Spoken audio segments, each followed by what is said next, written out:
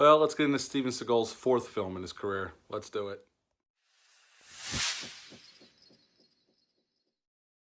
That movie I'm referring to is 1991's Out for Justice.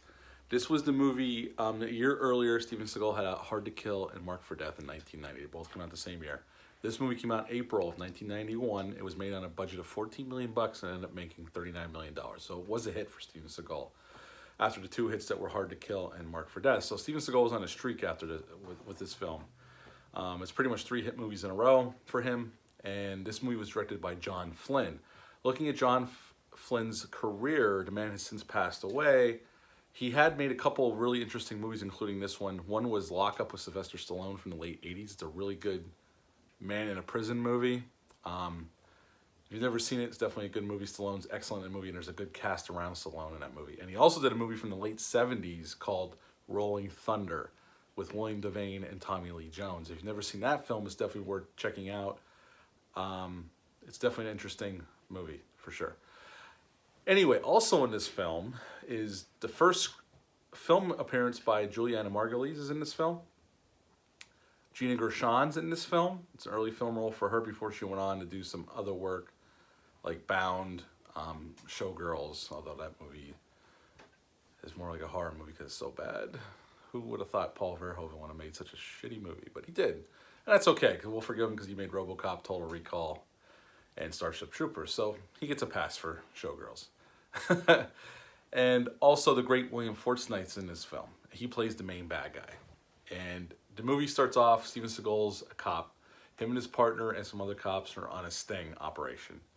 And they're watching this pimp starts beating one of his prostitutes. And Steven Seagal's character breaks the sting and runs out and saves this woman from getting beat. And he basically beats the shit out of this pimp. And then we're introduced to William Forsythe's character. William Forsythe's character is a wannabe gangster. But for whatever reason, and they don't really go into it, he kind of has a breaking point. Well, they do get into it a little bit, why he decides to kill a cop, which is Steven Seagal's partner. They do get into that later on in the film, but basically he realizes he's nothing else to lose. He's all coked up, and he pretty much tells his gang of thugs that might be my last day on Earth, and we're going to have some fun. Or the next couple of days might be my last day on Earth, we're going to have some fun. And he promises to pay them a lot of money, and all they got to do is follow him around and watch his back. And that's pretty much the movie. And William Forsythe is really good as the bad guy. I mean, he plays a man who doesn't care if he lives or dies. He's going to do whatever the hell he wants, and nobody's going to stop him. Except for, obviously, Steven Seagal. Eventually, sometime during the movie, is going to stop him, because that's the nature of a Steven Seagal movie, or any action movie that we want to see the good guy beat the bad guy. So William Forsythe ends up killing Steven Seagal's partner right in broad daylight on the sidewalk in front of his wife and kids. And not only is Steven Seagal pissed off and wants to kill this guy, but the mob wants him as well. And some of the people in the mob, William Forsythe's character and Steven Seagal's character, all grew up together. And so Steven Seagal has a couple meetings with the mob, and they're like, we're going to find him, we're going to take care of him. And Steven Seagal's pretty much, well, you know what I'm going to do if I find him first? And they're like, yeah. And the mob guys kind of play it like they're kind of scared of Steven Seagal's character in this film. Everybody thinks he's this big badass cop, which he ends up being. Obviously, it's a Steven Seagal film. But after he kills the cop, William Forsythe's character, him and his goons are in a car underneath this bridge on the street, and this lady pulls up and says, "You can move the goddamn car." And William Forsythe's character just gets out and blows her brains out, like doesn't even think twice about it, just does it. And he's really good at playing. He really is good in this movie at playing the reckless bad guy. Like, just doesn't give a shit. He's gonna do whatever the hell he wants, and he doesn't care if he lives or dies. And he really plays that well. And as the movie goes forward, Steven Seagal's trying to hunt him down. He's having a hard time finding him, so he goes to some places to see if some people will talk to him. In the meantime, he gets into a big bar fight when he goes to question these people in this bar that's owned by William Forsythe's character and his brother. William Forsythe sends some of his guys after him. Steven Seagal beats the shit out of him in a bodega. And Gina Gershon's character is basically William Forsythe's sister, so he goes to see her. Her character is really just there to point Steven Seagal in the right direction, give him enough information to send him in the right direction about why he might have killed his partner, which we find out his partner was cheating on his wife with William Forsythe's character's girlfriend.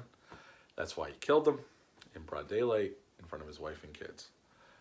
And at the end, William Forsythe and his goons are having a party at Juliana Margulies' character against his ex-girlfriend, and Steven Seagal shows up and basically takes them all out. And there's a final fight between William Forsythe and Steven Seagal, and Steven Seagal ends up killing him, and that's the end of the movie. This movie's very quick. It's like 92 minutes. It moves very fast. From what I was reading, the movie was originally a half hour longer, but they cut it down to make it more action-oriented.